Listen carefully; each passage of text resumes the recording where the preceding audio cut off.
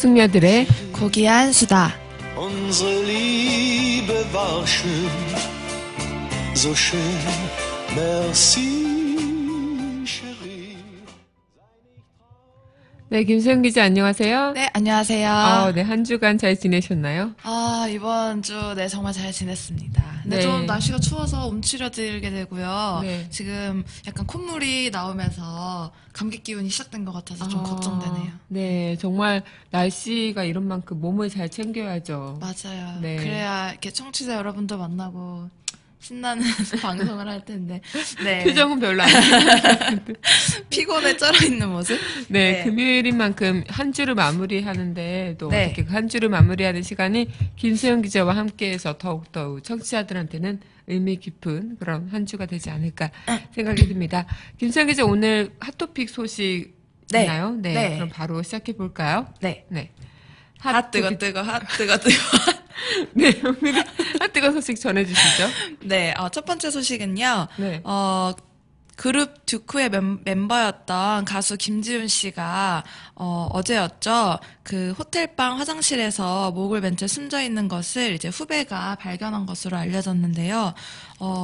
샤워 부스에 목을 맨 채 발견이 됐고 이제 좀 우울증을 앓고 있었다 이런 이야기가 나오고 있습니다. 네. 그래서 이제 뭐 이제 이제 측근의 친한 사람들은 이제 되게 안타까워하고 비통해하고 있는 상황이 네. 나옵니다.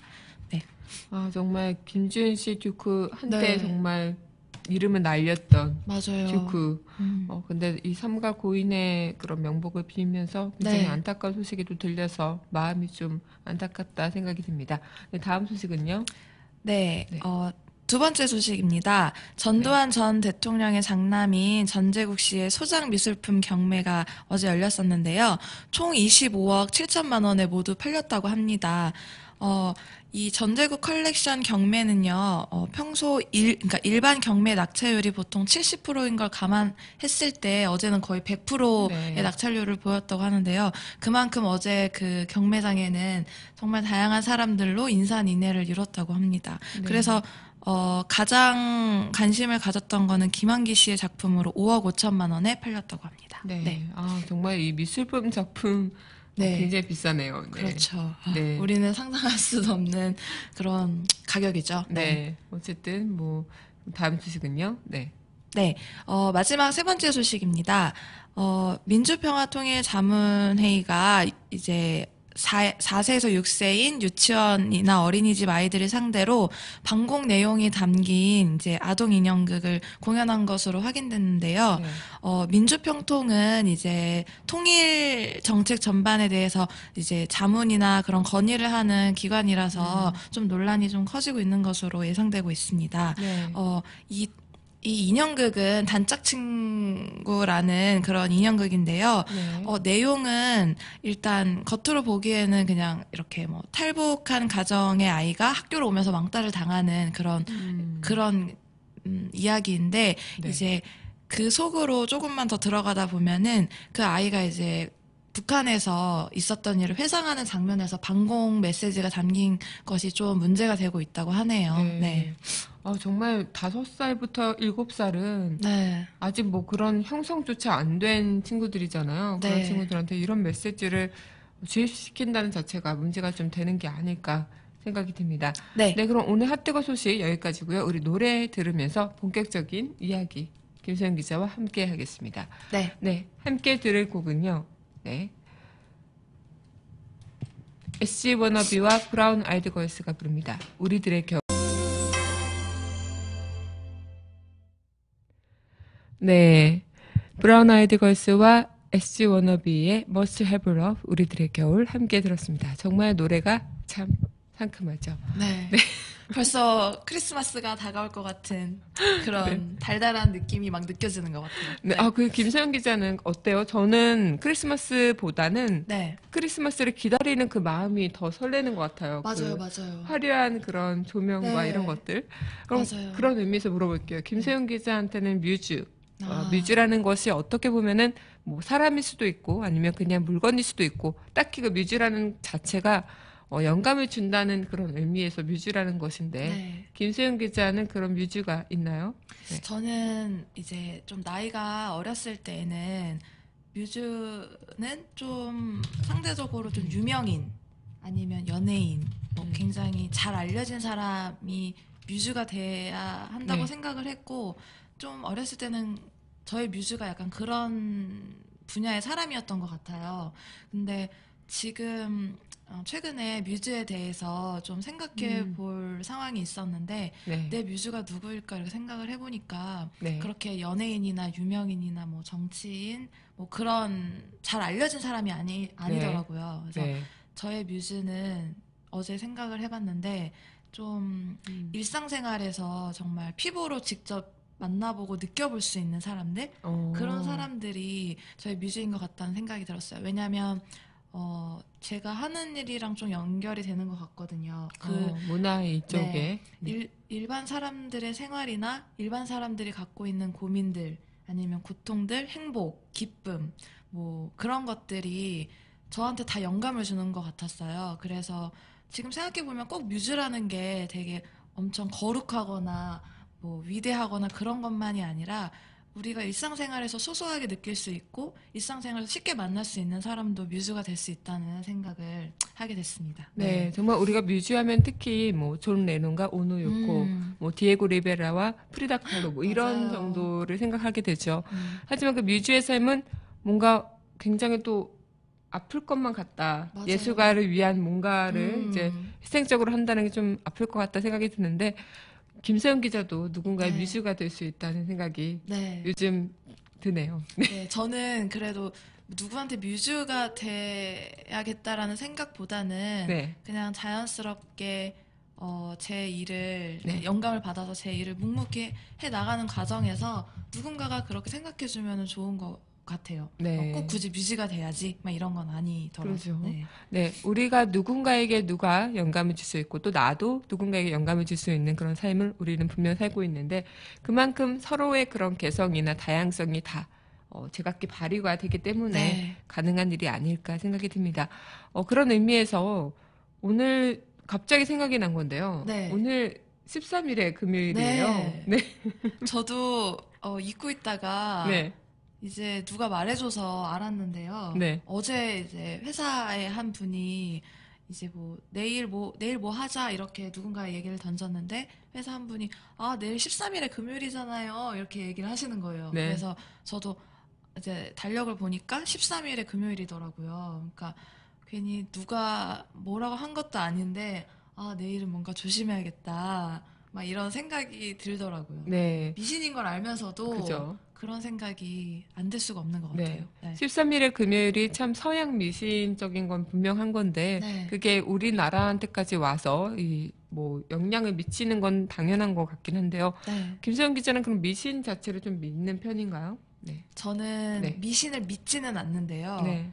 영향을 많이 받아요. 그러니까 그게 뭐 미신이지 겉으로는 이렇게 말해도 네. 은연중에 신경을 되게 많이 쓰는 성격인 거라는 걸 제가 좀 알고 있어요. 이렇게 미신이야 이렇게 해도 만약에 조금만 나쁜 일이 일어나면은 그거하고 엮는 것 같아요. 제가 설마 진짜로 13일에 금요일이라서 이런 일이 생긴 건가? 막 이렇게 평상시에도 나쁜 일이 일어날 수도 있고 안 네. 좋은 일이 일어날 수도 있잖아요. 근데 네.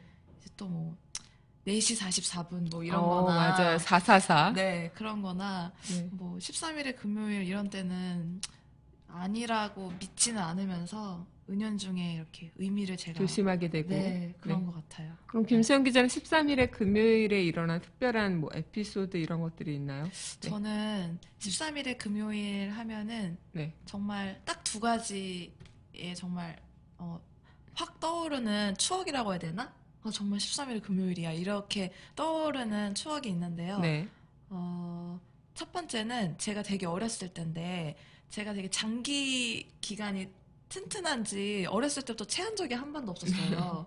근데 그때가 이제 13일에 금요일이라고 해서 네. 초등학교 때였던 것 같은데 이제 13일에 금요일이라고 해서 공포영화 13일에 금요일이 했었던 날이에요. 네. 근데 이제 그때 이제 가족끼리 고기를 구워 먹었는데 그때 뭔가 고기를 먹으면서 제가 체했어요. 13일의 금요일. 네, 13일의 금요일 영화를 보면서 고기를 구워 먹었거든요. 그렇군요. 그래서 그때 이제 초등학교 때 그때까지 한 번도 체한 적도 없던 제가 그때 처음으로 체해서 이제 손도 따보고 막 토도 하고 이제 굉장히 고생을 해서 가족들도 굉장히 걱정했었던 적이 한 번 있었고요. 네.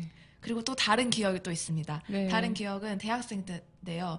대학생 때 이제 무슨 백화점인가 무슨 건물에 들어간 기억이 있는데 그때 13일 금요일인데 뭔가 비가 왔었어요.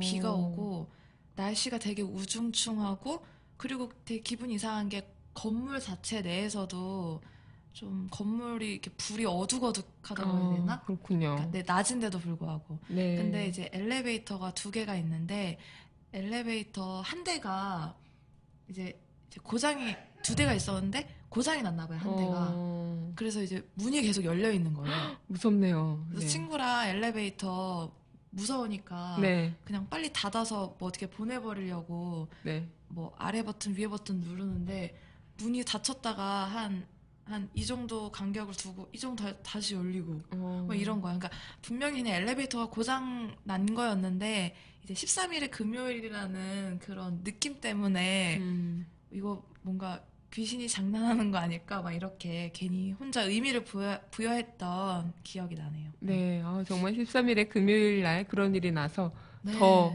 이게 의미가 더 전해졌던 것 같은데 네. 그럼 13일의 금요일은 왜 13일의 금요일이라는 그런 친구가 붙게 됐을까요?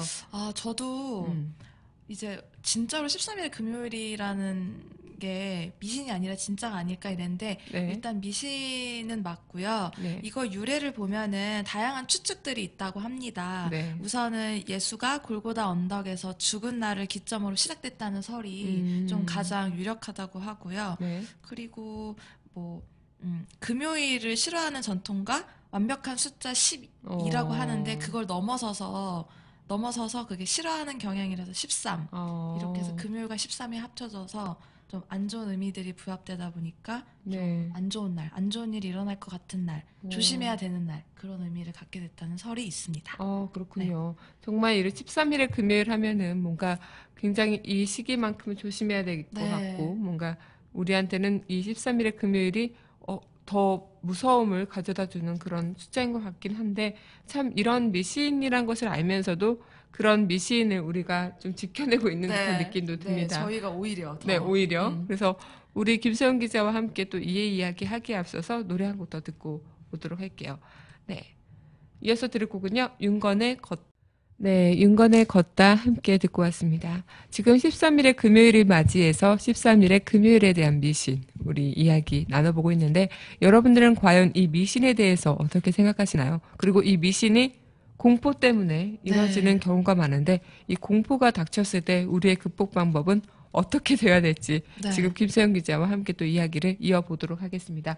김소영 기자 13일의 금요일 뭐 이런 것도 있고 좀 우리가 각가지 갖고 있는 미신들은 정말 다 우리가 갖고 있는 공포스러움 때문에 얻게 되는 경우가 참 많은데 김소영 기자는 그런 공포가 닥쳤을 때 어떻게 극복을 하시나요?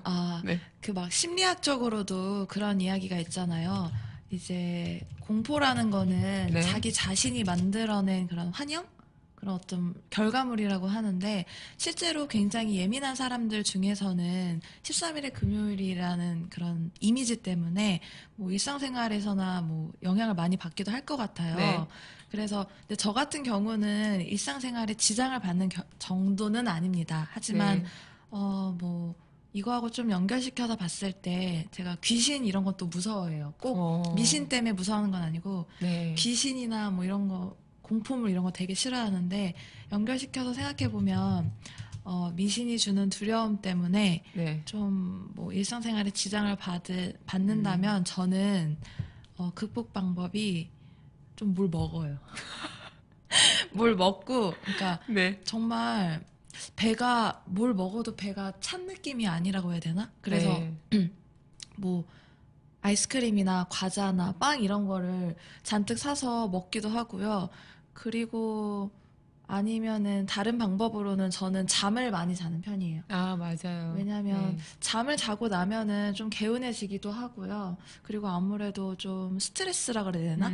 그런 긴장감이 아무래도 풀려서 네. 좀 일상생활로 다시 복귀하는데 좀 많은 도움을 주는 것 같습니다. 네.